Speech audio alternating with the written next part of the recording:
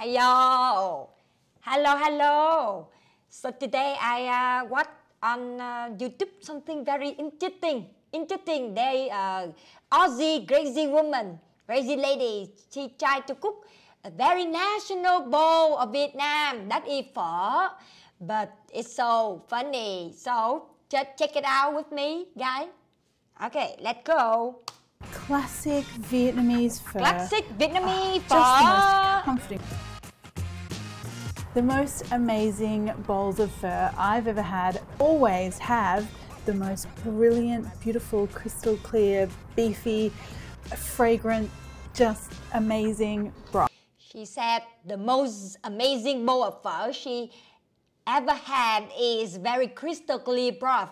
So basically, as I can understand what she said is, she gonna focus on making the broth so good, so that make the pho super amazing and super delicious. So yeah, let's see if she can make the broth is like Vietnamese people cook the pho, okay?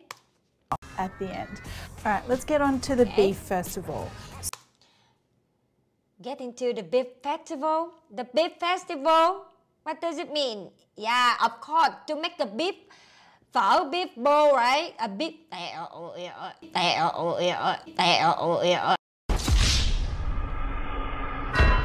bowl of pho, right? So you need beef, of course. But in the countryside, my grandmother and my mom also use a whole chicken, a whole chicken put into the water to boil it to make the broth super sweet. Yeah, not only the bones of the beef, yeah.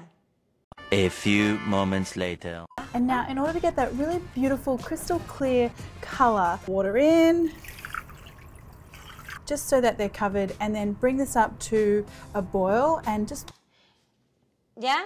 What the hell she doing, ma'am? She put all of the bones into the pot and then she put the raw water, I mean the water that not hot, into the pot for what? For what? Usually in Vietnam we do the way like Auntie Hanh will do it in my way, and my grandmother and my mom way is to boil the water to make it very hot, and then you dip the bones into the hot water to rinse it. What the heck is it? What you need to do is kind of blanch these bones first and get rid of a whole lot of gunk that's going to come out of them first up. So pour the water in, just so that they're... Yeah, I don't think... Yeah, she make it the right way. You'll know, trust me. Trust you. No, I'm gonna trust my grandmother and my mom. I'm not gonna trust you, Marion. Yeah. All right, while that's happening, we're gonna char some vegetables. Yes, even the vegetables get the special treatment for this one. Now, I really want to char the outside of these vegetables, so I'm going to use an open gas flame here. If you've got a gas, first up I want an onion, whole onion, pop it on the flame. She said it's a gas barbecue. No, man, Vietnamese food not make it that way. You're not gonna bring your Aussie barbecue style into the Vietnamese pho bowl, okay? And then a whole piece of ginger as well. Char the vegetable? You mean she grill it? She grill it on the mini gas stove? The mini gas stove? What does it mean? Because you put the thing on the mini gas stove. That means your whole vegetable will coated with gas smell, gasoline smell. No one ever want to have a dish and a food or any kind of thing put into your mouth with the gasoline smell, okay? Ew! The black thing is not good for your health, right? You can go to the Google and search for it. It causes cancer. It causes cancer, ma'am. Why do you do that? Why don't you just put the whole onion and the ginger into the pot and boil the broth with those ingredients? Why? Why you need to do that? Oh, I don't...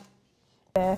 So just what we wanted, and see, this is what we don't want in our broth. Look at what she did. Look at what she did. Trời ơi! She boiled the bones She boiled the meat and then she take it out and then she put it into the bowl of water, of warm water. You know what does it mean? It also takes away all of the sweetness in the meat and the smell of the beef. She rinses so many times. She cannot make the good broth. I can guarantee you she cannot make the good broth. Yeah. Beef. Just get them into some water or just rinse them under a tap. And then let's clean up that pot and start all over again. So clean beef bones. Clean the beef. Clean the beef. Why don't you just clean the beef, the raw beef, before you cook? And then when you cook, you just keep all of the soup and the sweetness of the beef in the pot. Why you need to rinse it again and again after you boil it? No Vietnamese people do that. Even my grandmother, she make me sad, man. Go back in the pot. And now for all the beautiful aromatics that makes a pho broth so special. If you have a look at the spices here, what I've got is some star anise, a cinnamon stick, and some whole clove. So she put some cinnamon, some other ingredients and herb in it. But I tell you, she said it's a secret, but it's not a secret. Because for Vietnamese people, we have more ingredients and more herb to put in it to make it a secret. And then I've always got spring onions kicking around in the bottom of my fridge. They just always seem to appear there. So it doesn't matter if they're a little bit over the hill, don't worry about that. Pop those in. And now our softened onion and ginger. Huh? What the heck? She put the green onion in the broth to cook. No. Usually we will cook with the purple onion, not the green one. Nobody put the green onion one in the broth to cook because this is the final step. You will put the green onion at the end when you really eating the bowl of pho, but it's not right here now. And even she not cut out the roots of the green onion. Why you do that? And now some fresh water. My mom, if my mom ever watch or see me put the root of the green onion in any dishes, she will blast me. Oh, that's the wrong way. Never keep the root of the green onion in any dish. It's dirty.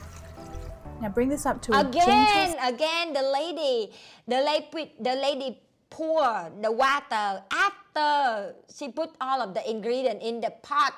Why she not boiling the water first, make it hot, and then put all the ingredient in? Why she's so crazy, man? Why? Now I did sort of scoop off, used a ladle and scooped off some of that scummy stuff that rose up to the top just throughout the 2 hours of cooking. So this is what we're left with, and let's keep going because I really need to eat some pho. And now now I can tell you that. Now I just like to get some of these big bits and pieces out of the way first because I do want to strain wait a minute. I don't think so. I think like you just keep the beef in it and keep boiling it. A little longer than a few minutes later. A little later on. In the meantime, let's take a look at our broth. And then guys, you look at her. Look at the lady, the Aussie lady, the Western people, the white people who try to cook the Vietnamese pho. She pour the whole broth to the colander to strain something out. I don't know what she's gonna. And then she pour again the broth into another pot. For what? Why you make it so complicated? You just cook it straight from the beginning to the end to make the broth, and then you just taste it. Why you need to pour again and again and again? You change so many pots. So at least 3 pots in this video. 3 pots so far. Ôi ơi, trời ơi là trời. So the important part of our broth still to come, and that is the seasoning. So what I want to do is just try this and see where crystal clear, like pure water. You know, that star anise fragrance is so beautiful, and then you've got like the background beefiness, and then all those other little aromatics in there. Season with sauce, and Nani? look, Hay da, trời ơi, she put some fish sauce in the broth. Man, never put some fish sauce in the broth because the fish sauce will ruin the beef smell. Anyway, there's no beef smell at all, right? So, anyway, yeah, I just realized that her recipe, she put the fish sauce in the broth that smelled beef, but actually from the beginning, the broth had no beef smell at all. So I think it's acceptable. Yeah. Even it's the wrong. broth itself, because we're going to be adding noodles which are unseasoned. We're going to be adding more beef which is unseasoned. So you really want this broth to be the star of the show here. I want a little bit of sugar as well, and then a fairly decent amount of salt here. She put some sugar and put some salt in it, but let me tell you another secret of all Vietnamese dishes. That is, when you cook anything, you just put some MSG in it. Nice. Which, I mean, not like fur as in furry animals, but you know what I mean. Fur. It's not fur in fur, animal fur, right? It's fur. So let me teach you how to pronounce the proper way to speak fur. Fur. The fur is amazing. That's what I'm trying to say. Look at her face. I'm so satisfying with that broth. So satisfying with that broth. So satisfying with that broth. 2,000 years later. The red of the phở bowl is good. Yeah, I have no comment on it, but just the broth is totally wrong. So people, don't follow her recipe, okay? And yeah, this is just something randomly happened on my YouTube, and I just watched it, and yeah, it disappointed me, man. And also, she had a lot of video about Asian and other Vietnamese dishes. I will watch it and see anything wrong in her recipe and in her way of cook Vietnamese dish, and react to you in other clip. Okay, bye bye.